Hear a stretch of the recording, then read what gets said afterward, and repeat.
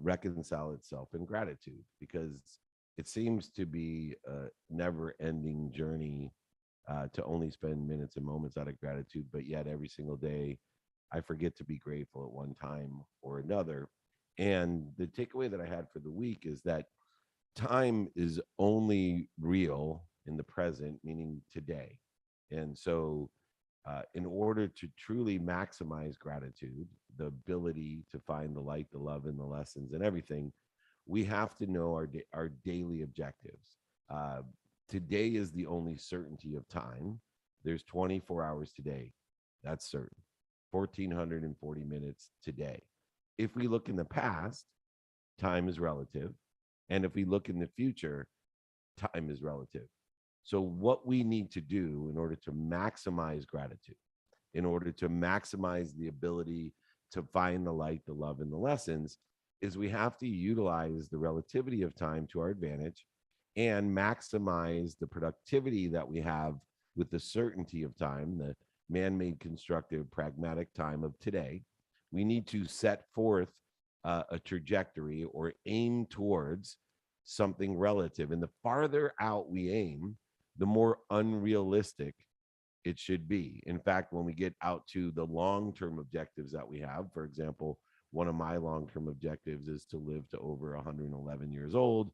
Another one is to empower over 1 billion people to be happy, to empower them to make a lot of money, help a lot of people, and have a lot of fun.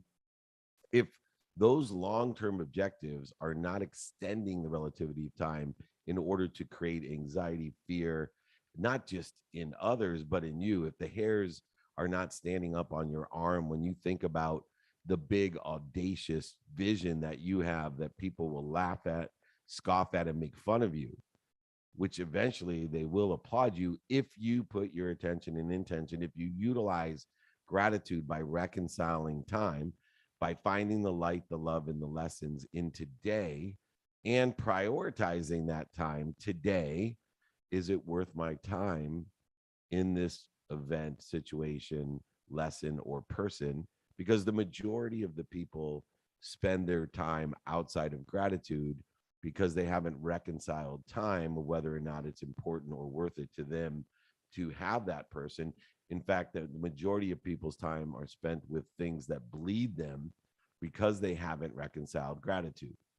Spending minutes and moments outside of it is natural and fine. You'll never get rid of the separation, the inferiority, superiority, or the fears that exist in that temporary status, but you need to reconcile gratitude.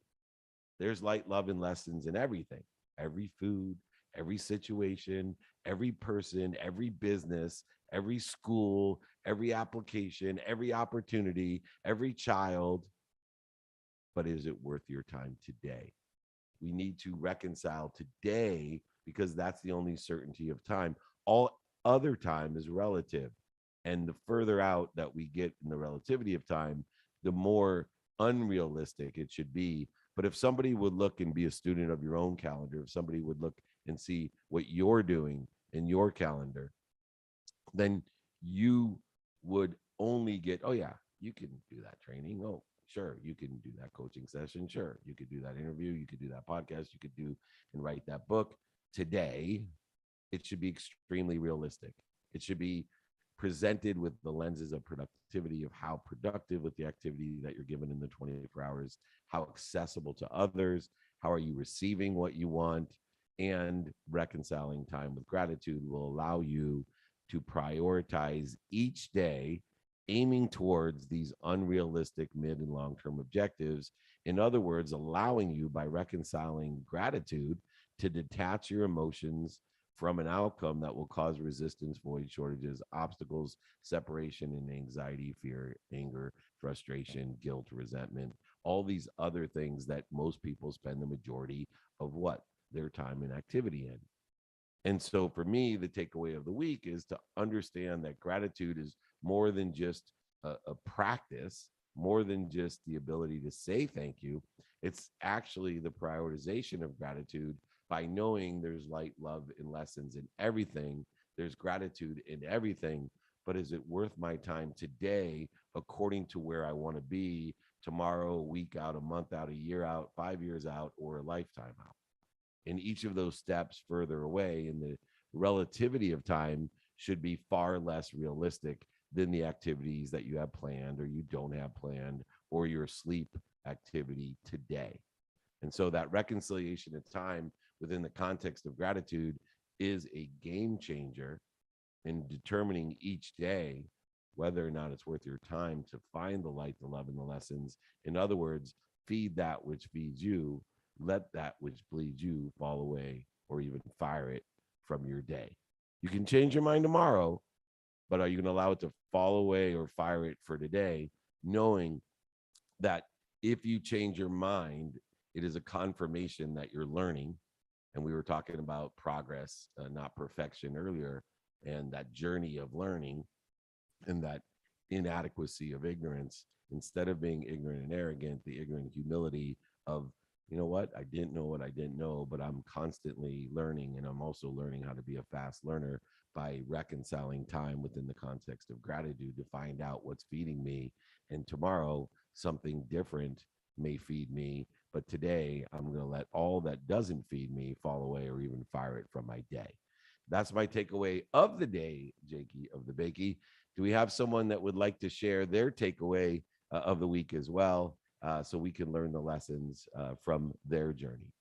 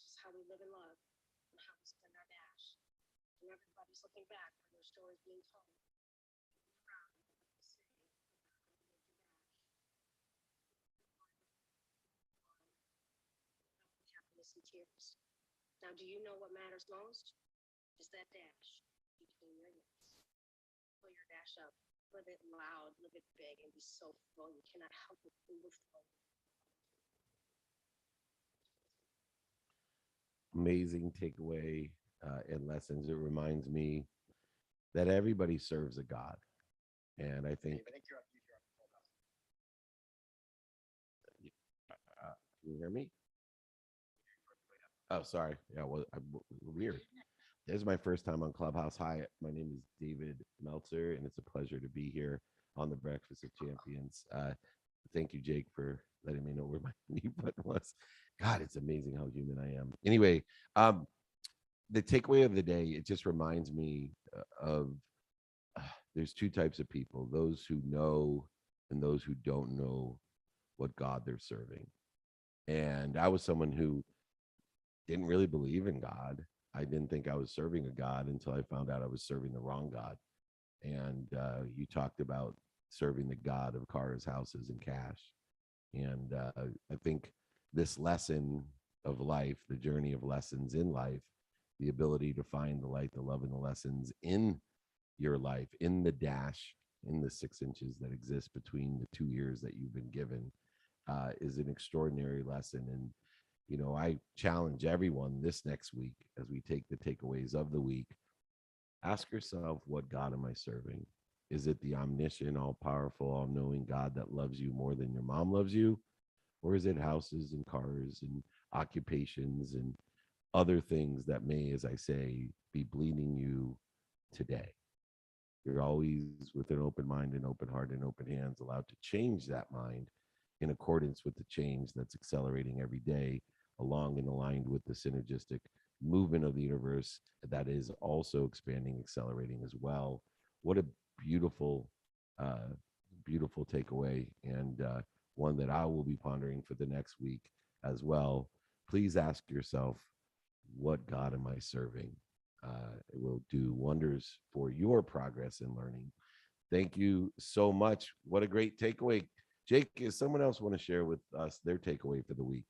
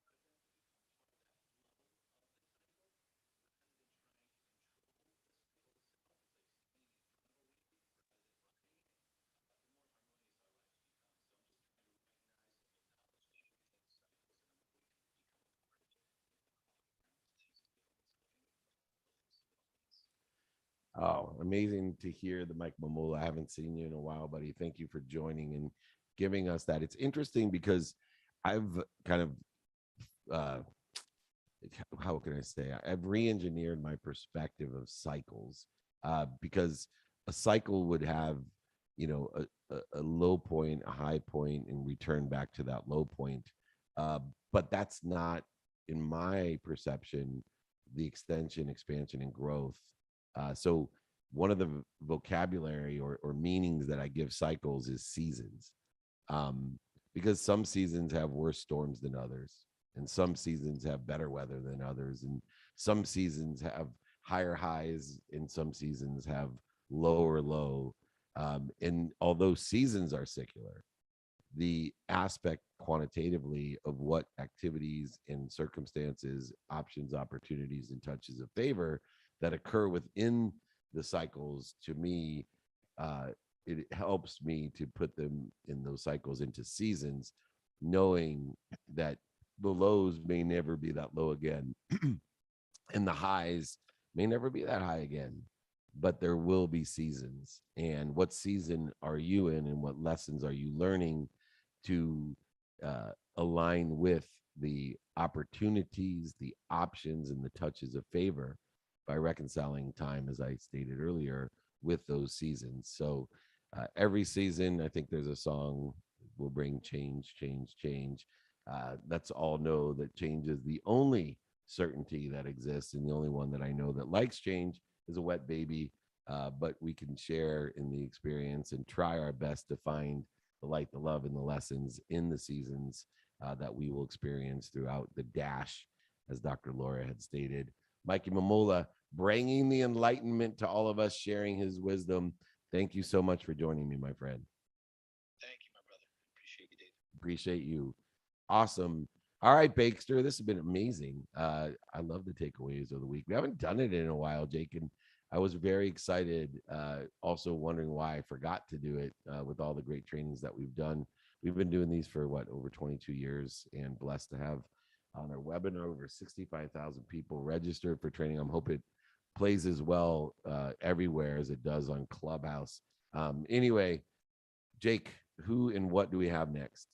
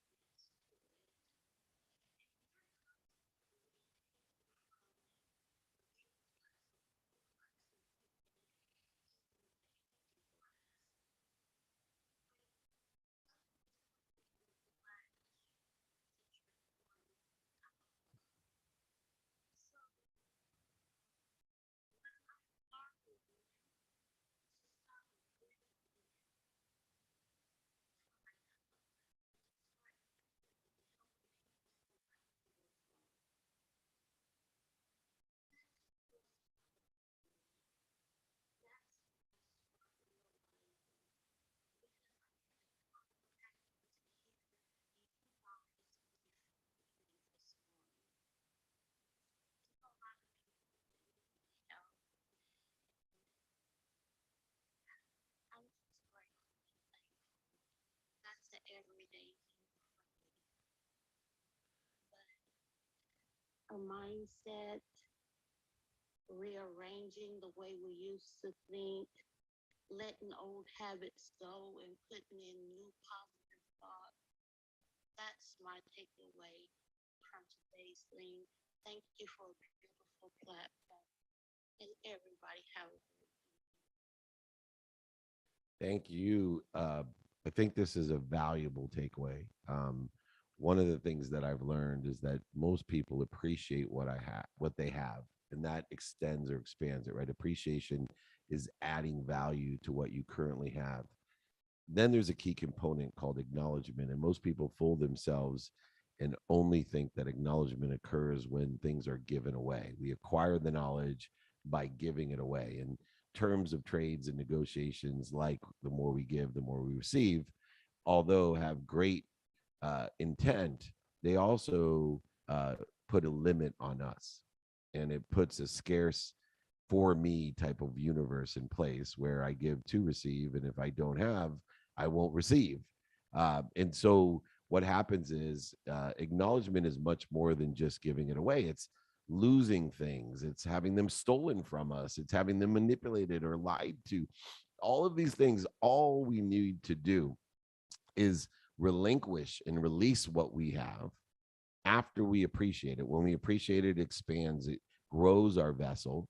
When we acknowledge it, when we acquire the knowledge, and the only way of acquiring the knowledge of what we have is to allow it to be released back. But as you state with your takeaway, which is so important, and most people have some sort of interference or blockage of this, you need to ask for more, or your vessel will diminish, dissipate, and dissolve. And you'll end up 80 years old with the great intention of helping others, but only needing to be helped by others because you haven't refilled your glass. You haven't asked for more. You haven't added value to others by asking them for more. See, we don't live in a zero sum game like a cup. We live in a value add game where the cups keep running over, the cups keep filling up. And the best way to fill up somebody else's cup is to ask them for help and to help other people. That's why, in the determination of the 5 daily practices, is knowing what you want makes it a possibility. See, most people live in nothingness. What is nothingness? Procrastination and uh, overwhelmness, right? Nothingness is procrastinating and overwhelmed, and I sit there in nothingness. The minute I know what I want personally, experientially, giving and receiving wise, when I know what I want, now I go from a possibility to a probability. I'm inspired by knowing who can I help with what I want and who can help me. So know what you want gives a possibility. Knowing who you can help and who can help you is a probability, stating that it is a value add world.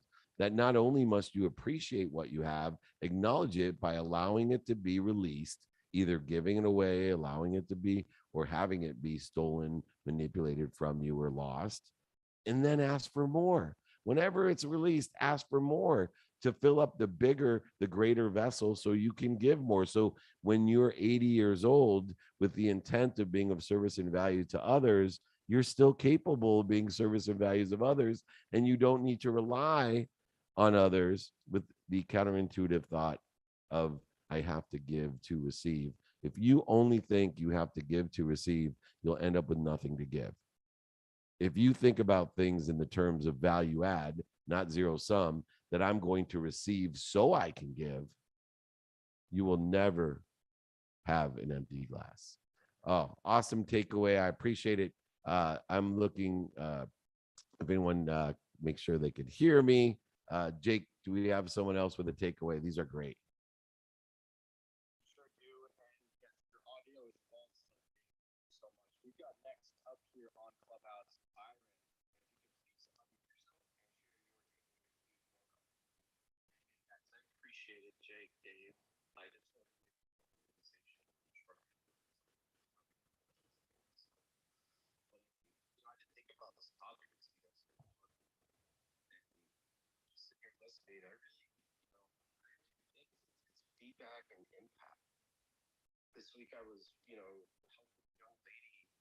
that's an educator in cheer. She's very but she was really struggling with some technical difficulties to execute, projects called out for his own. And what I realized was her language wasn't it was very apparent that she was kind of struggling to kind of get this kind of job that conversation is helping her, but the presentation was kind of fun. I could see it. And I started to realize her self-talk, her language, there was a lot of tries. I'm not sure. And I didn't have the ability not to. I started to just kind of replace some of those words naturally. I'm a guy that stands in the gap. I kind of help manage, manage up, help my leaders, know how I operate so that they can, supply the help that I need. And throughout this process, throughout the day, body language, things like that, really showing that she needed help. Yeah, she wasn't really trying to directly ask, but her language, it just started to hit me. Didn't realize it. I kept offering little suggestions, physical conversation, not directly, but just my tactics, she made me want it. And throughout the day, there's multiple games. She would come in, have her space. I started watching her body language change, her efforts, confidence of being a cheerleader and being an educator started to come out. She started pushing directions. She would engage in a conversation. And at one point, she started to offer suggestions to another person.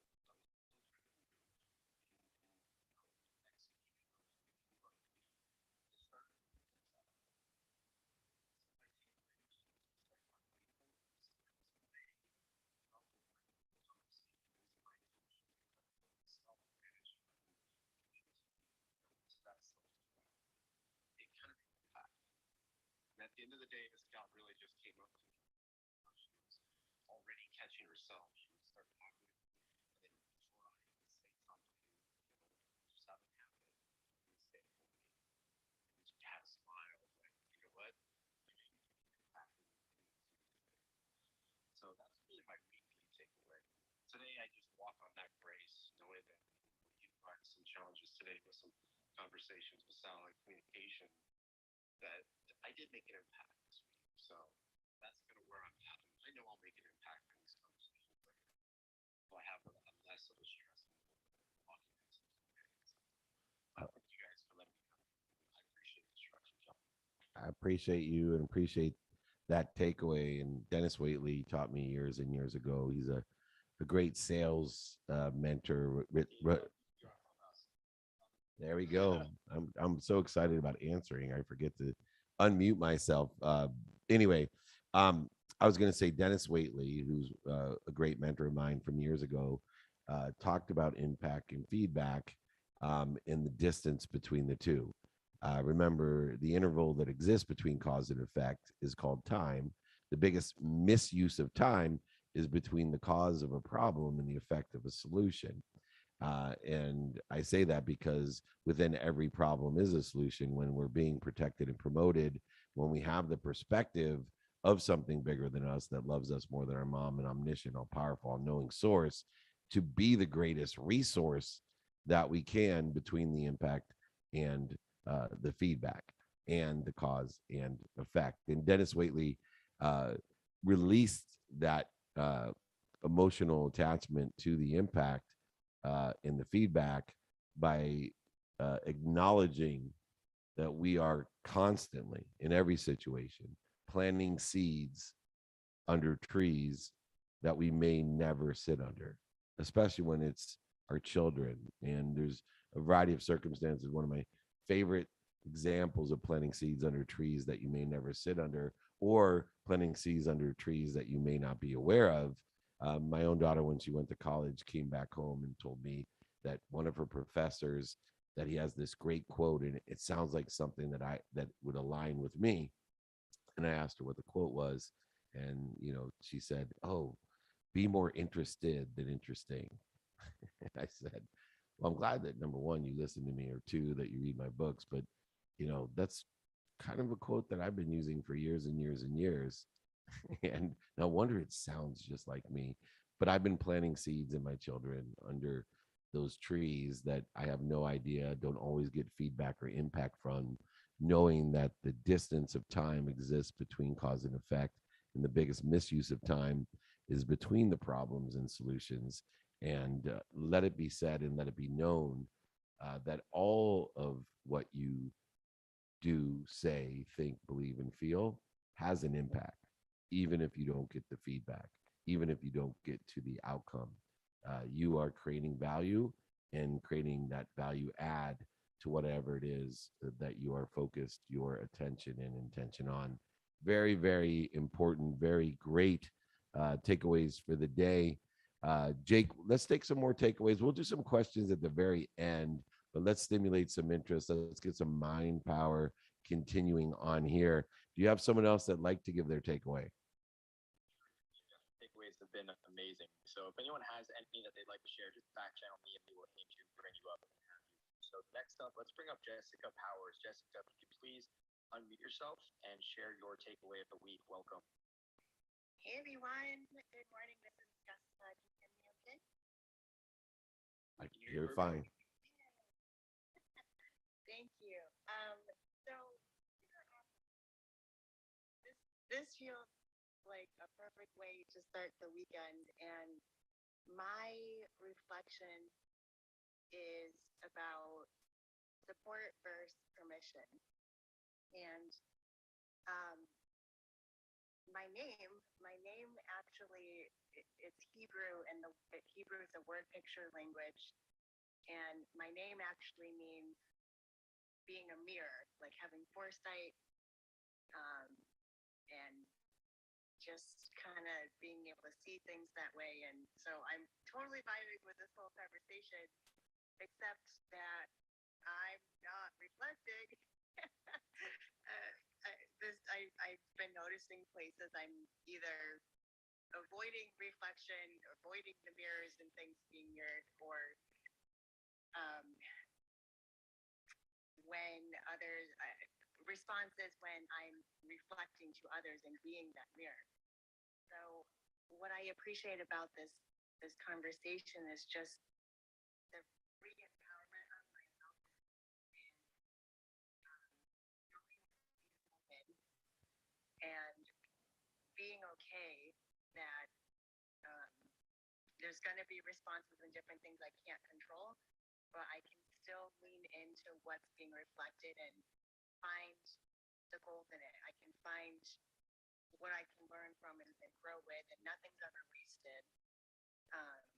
Because so much of it is how we choose to respond.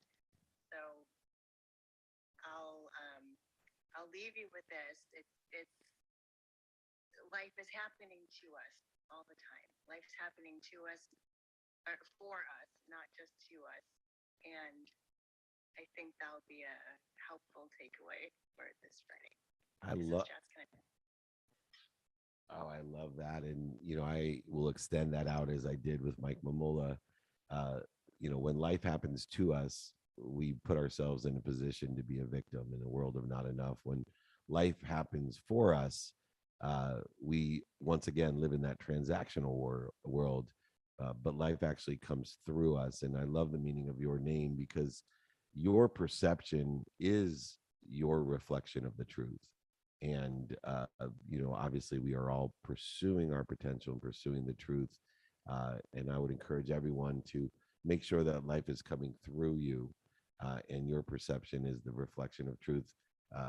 My names are very meaningful to me as well. In Yiddish, my name means beloved servant, and as a mission to be a beloved servant to all, and to hopefully be a conduit in the giving and receiving as one. And thank you, Jessica. It's such a great reminder of how we reflect our lives, how it comes through us, and how the truth is reflected through our perception, and that we give meaning to everything that we see in our mindset, our heart set, even our hand set, the activities that are planned, that we don't have planned, and even our sleep. So, extremely important takeaway. Again, I'm blown away by the enlightenment that is being shared and the experiences and the journey and the lessons that are tied into each of these.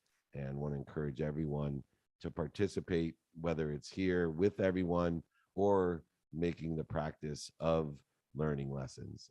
Life is about those lessons. The lessons will keep on coming until you learn them. But in the day and age that we live in, you will forget every lesson that you've ever learned, including the ones you hear on here. But you have the ability to access it. What does that mean pragmatically? Create a system to access the lessons that resonate with you. When I'm speaking on stages, it amazes me. There's two types of people: ones who write down everything I say, and run ones that write down nothing.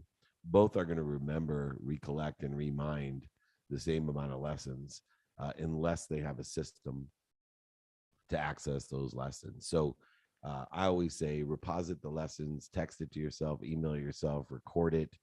Uh, Always codify and reposit the lessons that resonate with you at your frequency, and then figure out a system to access it, to make them searchable, that are congruent with situational knowledge, experience, and relationships that are developing with your reflections.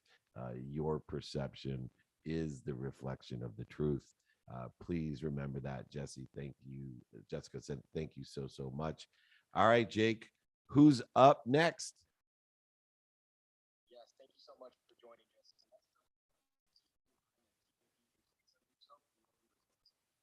Hey, good morning, Jake. Good morning, David. So we appreciate this. Master teacher, for sure. You dropped so many concepts, liberating conversation this morning. You talk about God you serve. God you serve. That still resonates with me right now. Because I think that's such a grounding question, right? It's grounding, it's grounding across the right?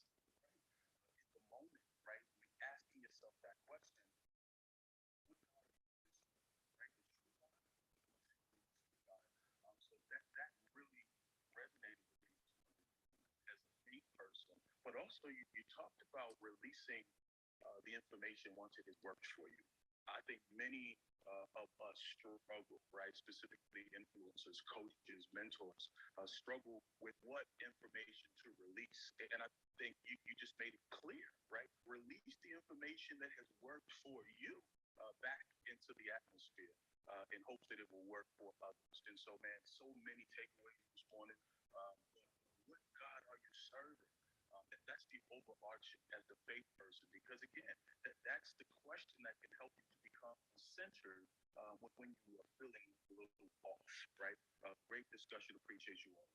Wow. I'm glad that you reiterated that because, like I said, in the journey that I've had, with the relationship that I've had, even with money, and money as my God, knowing that it bought me love and happiness, and realizing that my true faith was in the all knowing, omniscient, that there's more than enough of everything for everyone, and the inspiration, intuition, and intellect that results in genius, genius being the expression of that God, right? Your genius is that which resonates with you, but also the expression of God is that genius, your reflection of that truth that exists within your perception, and what you are able to articulate, and what resonates with you and what will resonate with other, is extremely essential today because of the size, scope, and scale of the audience of your frequency.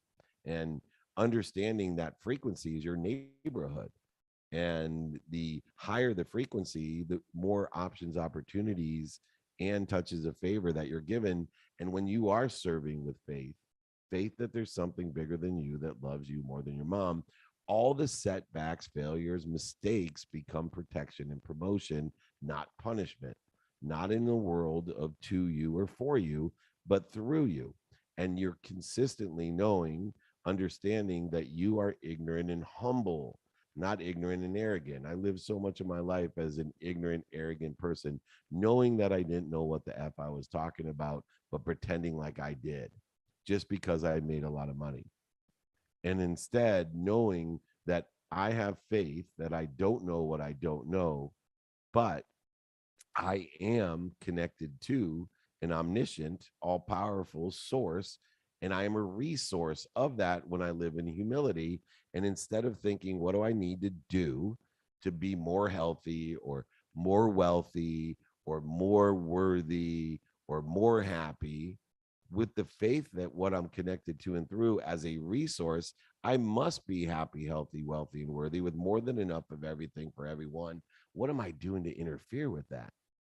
And all of these lessons and takeaways allow us to become more aware of what we're doing to interfere with the omniscient, all knowing, all powerful that's always protecting and promoting us, even when we don't understand it, when we feel like a victim, when we spend minutes and moments, hopefully not days, weeks, months, and years in fear, interfering, separating from inferiority, superiority, anxious, frustration, angry, depressed, resentful, guilty, worrying, complaining.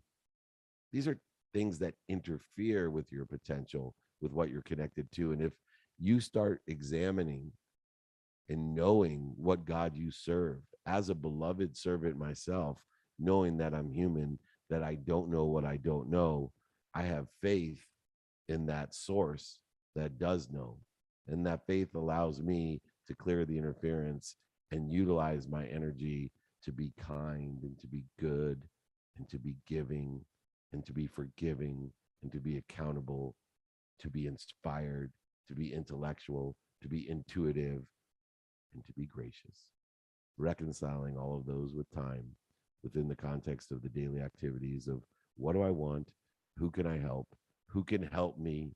How best can I get that done and prioritize it by what's most important according to the what, the who, and the how, to not search for a why, but with full faith of protection and promotion, with full faith, there's something bigger than me that loves me more than my mom, that I will apply my why every day to enjoy the consistent every day, persistent without quit, pursuit of my truth, my reflection of perception, my truth, not what other people want from me, what's missing or what I don't have, but what I want, prioritize correctly, reconciling time within the context of those values.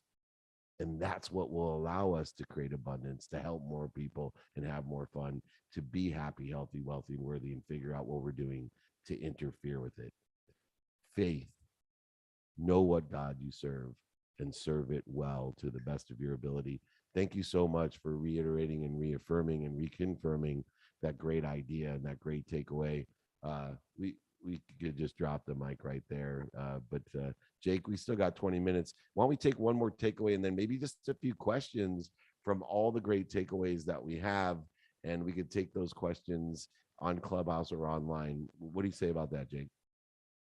That sounds like an amazing plan. Definitely, there would like to drop takeaway of the week sessions. Thank you everybody for joining and Hey sharing Jake, your let takeaways. people know that they can have those 5 daily practices of faith, those 5 daily practices. Just make sure they know where they can get the contact. I'll be happy to send it to everyone. You got it. Yeah, if anyone would like those five practices or any of David's worksheets in general, just email David, david@dmeltzer.com, david@dmeltzer.com. We're, of course, are here live on Breakfast with Champions every Friday as well as 7 a.m. Pacific time, and it's an incredible community here. So also want to stress and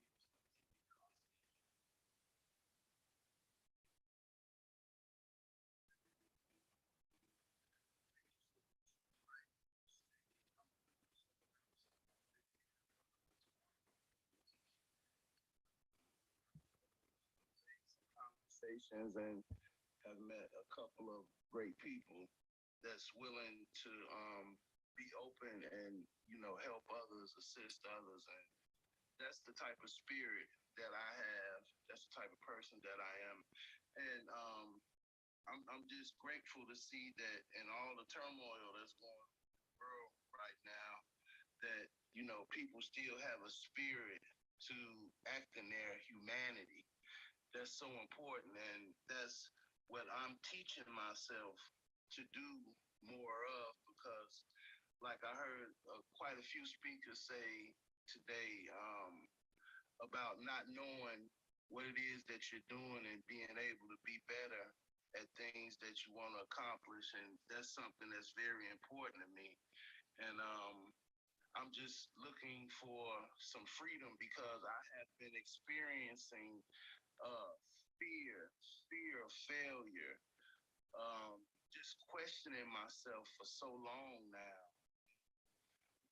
So much Miles, your experience and, computer's in here. for so long I have been caring for my parents. It's like I'm the parent and they're the children. And it literally turned into a situation like that. And I'm not bothered by that because I knew that I did the right thing because I followed my spirit the whole time.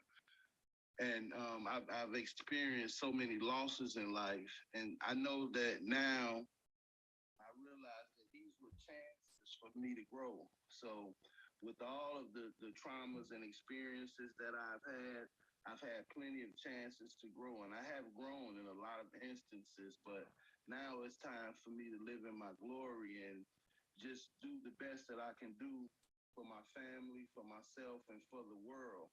And that's my takeaway, that I'm seeing that it's a platform, a vehicle for a person to grow and just receive the information and knowledge that one needs to take your spiritual connection, that divine creative force, and be the best that you can be. So I plan on sticking around and building relationships and alliances to add to the greater good of humanity, because that's just my takeaway. I have to add to the greater good of humanity, and my life will flourish for myself and my grandchildren and children. So thank you so much. I appreciate everyone's time and energy, and have a great weekend. Thank you so much. And I think listening to you, it reminds me of prioritizing the non negotiables of that service that you're talking about. And one of the things that I had to re engineer in my own life, and I find challenging for myself and for others, is to make self the number one priority, the non negotiable of self help. And when we're healthy ourselves and happy, healthy, wealthy, and worthy, then when we get as many wishes a day as we want, we get as many asks a day as we want, uh, and then we can give. And so if you put those relatives before self, all that's relative to you, family, friends, associates, community, and the world, if you put that in front of you, uh, like we said, you will dissipate and dissolve and disappear and be rendered unhealthy, unhappy, unworthy, and unwealthy. So make sure we spend a minimum amount of time in that non-negotiable of health and self-help, and then relativity of relationships, and then activity that we get paid for. And if we utilize the prioritization of those non-negotiables in humanity, of understanding we can't give what we don't have, and that someday the teacher becomes the student, and someday the child becomes the parent, and all of the seasons and evolutionary things that occur within those seasons, we still need to take care of and strengthen self. And the only way that we know to do that and confirm that is knowing that we are a resource. We are consistently to be a resource. We are reminding, remembering, and recollecting. And whenever you think about, okay, I'm in ego based consciousness, I'm in fear, I need to remind, remember, and recollect. What do you think you're reminding to? Collective consciousness, the greater mind. What do you think you're remembering with? The oneness of the universe. What do you think you're recollecting with? The collective, right? So we remind, remember, and recollect as a resource of everything, of all knowing, all powerful. We are connected to and through that. And this is where we need to prioritize our time of health and self help first, relativity second, the relative people, places, and situations that feed us, and then the activity that we get paid for. Those are non-negotiables that get uh, prioritize incorrectly and wonder why we end up in interference, why we end up dissipating, dissolving, and disappearing from the intention and the intention, what we do, say, think, believe, and feel. What a great takeaway as well. We got about 10 minutes, Jake. It's your call. Do you want me to take a couple questions or do we have someone for a takeaway? Let's take a couple questions on your Zoom training, Dave, and then I've got a question on TikTok. And if anyone would like to ask a question here on Clubhouse, we'll aim to bring them up as well. So I'll pass back over to you to take some questions from the Zoom training. Yeah. So I like this question. How do you define strength? I define strength as the location that we place our attention and intention that has maximized the clarity or the resource that it is. What do I mean by that? That strength exists at all times. People ask me, I'm 54 years old, and I know Jake and I get into this a little bit that he can't keep up with me, and he's like, "Why can you keep up with? Oh, can you, my friend?" No, they ask, "How do you have so much energy?" And I was with Diane Cannon at the Paul McCartney concert, and she's 85 years old, and she had more energy than almost everybody in our suite at the concert. And people are like, how does she do it? How does Mick Jagger do it? Have you ever seen Mick Jagger on stage in his 80s, right? Like he's 2.5 hours of running, jumping, and screaming. How does Sugar Ray Leonard have so much energy at 65? How do these people do it? Well, they're connected to and through the exact same amount of strength that you are. They have just figured out how to clear the interference of that strength. And so when you see people, no matter what age they are, at a high energy level that have unbelievable strength, is because they figured out how to clear what they were doing to interfere with it.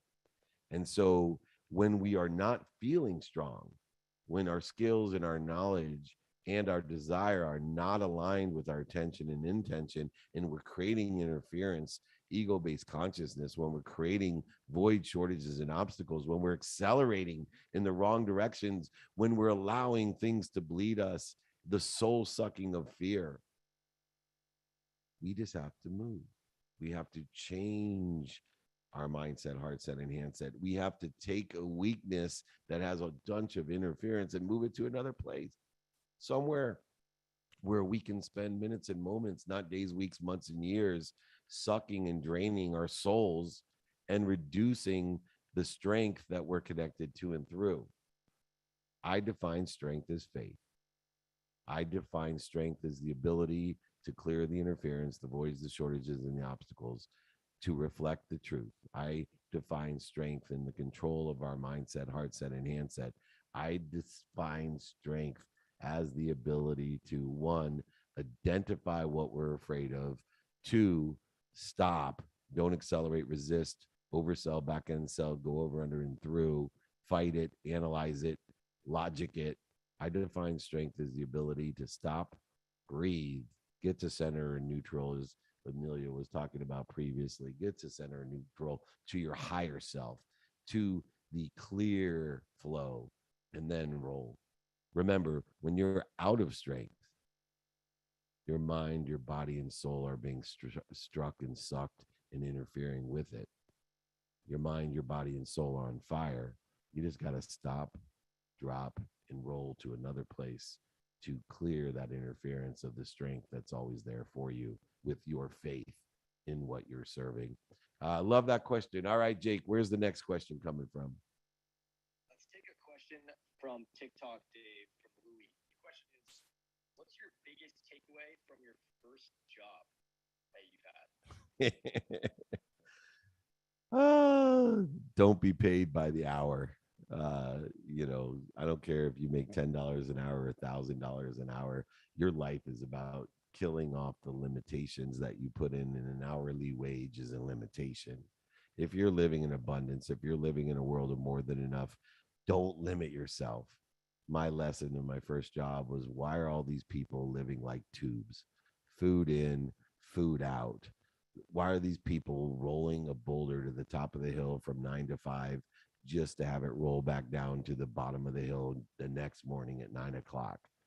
I decided that first job that I wasn't going to limit myself, that I wasn't going to work for a hourly wage, that I was going to live in abundance and I was going to be rich beyond what my imagination and my unrealistic vision would ever allow me to do so. And so I became an entrepreneur working my first job. I think it was actually for $5 an hour, maybe it was 3.15, whatever minimum wage was way back when. But I decided at that time that I would no longer limit myself with the abundance that I could receive and that I could give to others, and the power and empowerment that I could have through understanding that relationship with money. Now, I was serving that God for a long time and without the limitations of it, but have recently, over the last 16 years, transformed and re-engineered that vision and serving, knowing that money doesn't buy love, or it will never limit me, and it will never be limited in my life, but I will not serve it. And it doesn't buy me love or happiness, but it does allow me to shop for the options, opportunities, and touches of favor in my life. And if I shop for the things for the right reasons, unlimited capacity of abundance, infinity plus one. A great lesson of my first job: don't live your life like a tube, food in, food out. Read Camus' The Stranger, understand the myth of Sisyphus. You too can expand, grow, and accelerate and live a life of consistent, persistent pursuit without limits. Kill them off. That's what I say. Only thing that should die in your life are your limitations. All right, Jake, we got 5 more minutes. We have someone that wants to come up with a question, or where you want to get it from? Got it. And just that quote, I want to reiterate: don't live your life like a tube.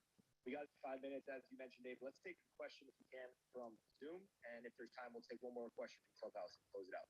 You got it. Here we go. Oh, go ahead. We'll take it on Clubhouse. Go ahead. Who was that? Oh, maybe not. All right. I tried. Um, so here's a good one, right? What system do you use to save, to reposit, to deposit, and access the lessons that resonate with you? I think this is a critical one, right? I talk about everybody forgetting the lessons, but you have the power to access it. I have one centralized repository of lessons, and it's subcategorized now with subfolders, and I use Outlook. I use Outlook. And the reason I use Outlook is I can text Outlook, I can email Outlook, I can record and send it to Outlook, and then I can save the lessons that resonate with me in a folder. Later, go back to the lessons of the week folder and then move them into subcategorized folders of different categories that I may be speaking about, interviewing about, being interviewed about, or writing a book about. So, currently I have a reconciliation of time folder. So, any of the lessons that I'm learning that the reconciliation of time applies to, that resonates with me, I go ahead and text, usually myself. But if I don't have time, if I'm in the middle of a meeting, and I will apologize or thank people for their patience, I'll just, whoever's top of my text on my phone, I'll send the lesson to. What's cool about that is not only does it reposit it on my phone for later, because whenever you text someone, it saves that message, but more importantly, it's the universe allowing me to have the touches of favor, the coincidences of my frequency as a neighborhood. Because a lot of times I'll randomly text someone because they're at the top of my text box, a lesson of mine. They'll respond and say, "Oh my God, great to hear from you. I love that lesson." Or maybe they'll even respond like, "Why'd you send this to me?" But then a conversation ensues, and I end up with more options, opportunities, and touches of favor by randomly or not texting somebody in the process that I use the system that I've created in order to reposit or save all the lessons that I have. And then the last step that I do is when I move it to the subcategorized folders, I go ahead and attach a story note to it. I don't create a script of the story. I don't write out the story, but I just make a one little note about Jessica and the reflection of truth through perception. And so I might put Jessica, a reflection of truth. And that note will remind, remember, and recollect me and allow me to teach a lesson using the stories of Jessica or the concepts that she had helped shared in my perception or my reflection of the truth of that concept. So it's a very efficient, effective, statistically successful way to save and access your lessons that resonate with you. You don't want to save every lesson, just the ones that resonate with you within the context of your intellect, your intuition, and your inspiration. Those are the criteria of resonance. All right. Very good. We got 1 minute, Jake. I think I'm going to close out the room if that's okay. Just stay on time because you asked me today the time and I'm giving the story of the clock. So thank you for your patience. You got a really quick question from Tim that he asked on back channel. We just asked what the launch party is. I want to close it out with that. Oh, sure. So I want to invite everyone in our community. We are blessed to have a deal with Apple TV. Office Hours is the first late night entrepreneur show with everyone from Brett Favre to Sadhguru to, Rod Deerdeck to Deepak Chopra to Forrest Griffin to Marshall Falk, whatever you love. And we have 12 episodes that are launching on Apple TV in June, on June 17th. We'll be launching those 12 episodes on Apple. But more importantly, we're going to do a launch party with all of our guests, hosts, sponsors, and friends. And I want to invite our community here in Orange County on June 8th at 4 p.m. We're going to have an incredible launch party at our studio, the Meltzer Studios here in Orange County. So please, if you want any information on that, David at dmeltzer.com, DM me, back channel me, whatever you want to do, David at dmeltzer.com. Also, if you want those daily practices of faith, let me know to stay realistic today to create unrealistic tomorrows. Would love to do that. All right. We are Cinderella. The clock hit 8. I think we're handing it back off to Amelia, my dear. She's amazing. And thank you for complimenting me at all time and elevating me, Amelia. Jake, why don't you close out the room? Thank you, everyone. Remember, be kind to your future self and do good deeds.